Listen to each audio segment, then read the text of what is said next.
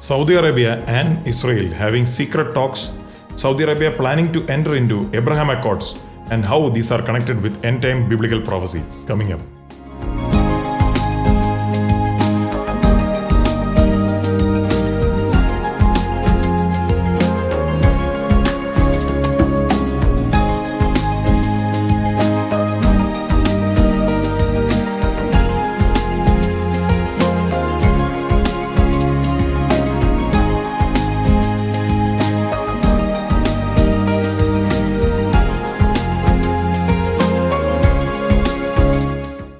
Hello, Pastor Georgy here from pointedtoeternity.com, and welcome back to another Strategic Trends update.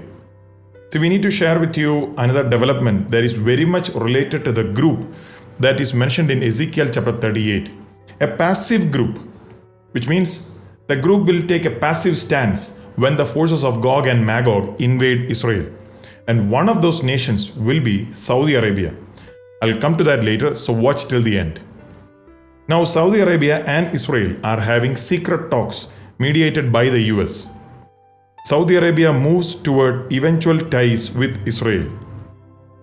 Israeli and Saudi officials are saying that the question is no longer if Saudi Arabia will accept Israel as a neighbor, but when.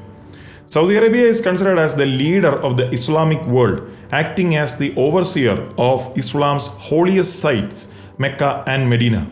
And this current move coming from them is hugely significant. Now, these two countries are working on three stages. The first is economic relations, and then the security partnership, and finally, full diplomatic relations and recognition between these two countries. Now, what does Saudi Arabia gain from this agreement? Now, Israel has a say in two islands in the Red Sea, Tiran and Sanafir. Now, Saudi Arabia needs full control of those islands, for which Israel's approval is needed. Right now, an international force is present on those two islands. But if Israel agrees, Saudi Arabia can take full control of those two islands. And what does Israel get in return? Israeli businessmen can travel to Saudi Arabia. Israeli commercial planes will be allowed in Saudi Arabia airspace. They can cross through Saudi Arabia to other eastern countries. So leaders of both countries are hoping that one day full diplomatic relations will be established between them. Now, we know that Saudi Arabia was strongly supportive of the Palestinian cause. They wanted that to be settled first before any relations could be established with Israel. The question is, why is such an agreement happening now? Or why are they taking initiative to normalize relations with Israel? I'll give you 4 reasons. Now, 66% of Saudi population is under the age of 35. They see Israel as a reality because they never saw the Arab-Israeli wars. So the issue of Palestine is not so important for them. And second, the threat from Iran. Iran's proxy, the Houthis, are fighting the Saudi-led coalition in Yemen. Now, they are firing on Saudi oil facilities and Saudi cities with missiles and drones supplied from Iran. Now, with regard to the threat from Iran, one Saudi official recently said, if Hamas builds a relationship with Iran to protect themselves, then why don't we have a relationship with Israel against Iran to protect ourselves? And then the third reason. UAE has normalized relations with Israel under the Abraham Accords. Also, they now have a free trade deal with Israel. In 5 years, trade between UAE and Israel is expected to be at $10 billion. UAE will benefit from this trade. And if Saudi Arabia does not enter into an agreement with Israel, they will fall behind in the Middle East. Israeli money, Israeli technology, all those things will go to the UAE. And then the last reason, the American administration, Joe Biden, wants to make this deal happen. See, both Israel and Saudi Arabia do not want to side along with Biden's approach to Russia. We know that Israeli Prime Minister Bennett went to Moscow for talks, and Saudi Arabian Crown Prince did not attend Biden's calls for increasing oil production. So Biden needs to do something so that the US can continue to be a major player in the Middle East. And how is he trying to do that? Mediate talks between Israel and Saudi Arabia. Now, in the case of Saudi Arabia leadership, they have a young leadership, MBS. His predecessors would have been bound by their commitment to the Palestinian cause. But MBS grew in a time when Israel is an indisputable reality. He does not need to have that commitment which his predecessors had. Now, he recently said, "We don't look at Israel as an enemy. We look to them as a potential ally with many interests that we can pursue together. But we have to solve some issues before we get to that." Now, he is making moves in a way as to have friendly relations with Israel. Yes, right now the Israeli government is facing political uncertainty, but still think about how Saudi Arabia is willing to have or willing to normalize relations with Israel. Now, how is this connected with end-time biblical prophecy?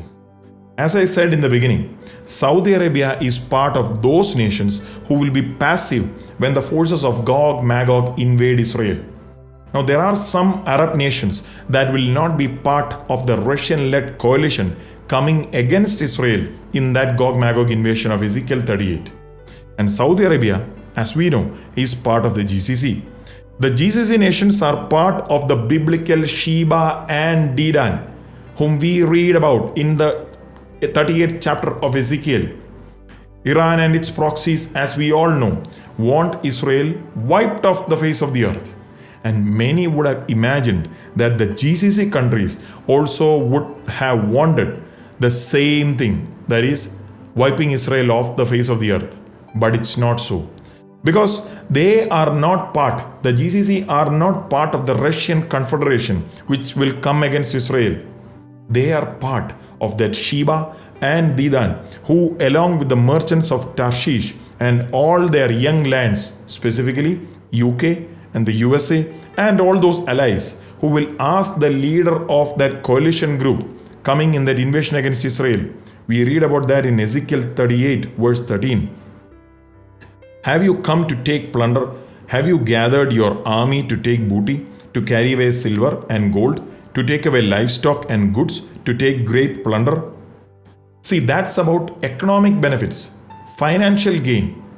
It will not be a war for land or territory. It will be to come and steal something precious from Israel. We are sharing about all those things in our recent updates, the oil and natural gas issue.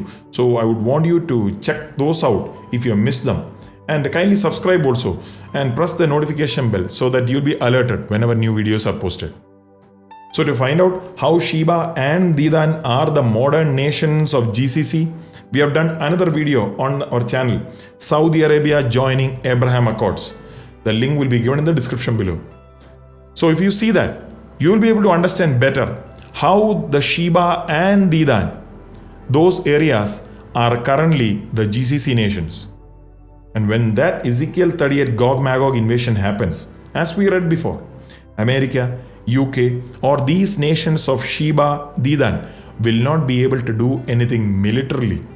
The power of America and UK would have waned down to deter the incoming Russian invasion against Israel.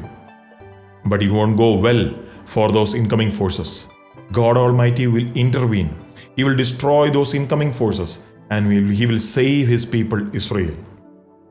The glorious hope for a truly born-again child of God is that before that Gog Magog invasion happens, Jesus Christ will come in the mid-heavens to take His true church in the rapture. The question that I need to ask you today is, do you know Jesus personally? See, Jesus Himself said in Matthew chapter 7 verses 24 to 27, "Therefore whoever hears these sayings of mine and does them, I will liken him to a wise man who built his house on the rock, and the rain descended, the floods came, and the winds blew and beat on that house, and it did not fall, for it was founded on the rock. But everyone who hears these sayings of mine and does not do them will be like a foolish man who built his house on the sand, and the rain descended, the floods came, and the winds blew and beat on that house, and it fell, and great was its fall." See, in verse 26, We read, whoever does not do the things that Jesus says, he will be like a foolish man. In Greek, the word for that foolish is moro, which is foolish, stupid, senseless. Jesus calls a person who does not put his teachings into practice a fool, a foolish person, a stupid person. See, you may hear many sermons on TV or YouTube, etc.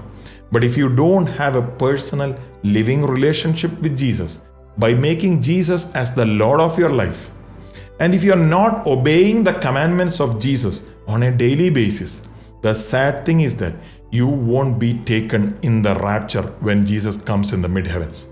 You'll be left behind. See, Jesus calls such a man a fool. So, if you have not taken a commitment to Jesus, would you do that today? See, if you need to come back to God in forgiveness, why don't you make that move today? Do not procrastinate that decision. There's not much time left, dear people. As things are happening one after the other so fast, there's not much time left. Get right with God today. So may the Lord bless you, and always remember, you have only one life. Make it count for Jesus. And by the way, if you are blessed by this message, be sure to hit that like button. And also, if you are not yet subscribed, kindly subscribe by pressing that subscribe button and also pressing that bell notification so that you would continue to receive blessed messages and updates like this on this same channel.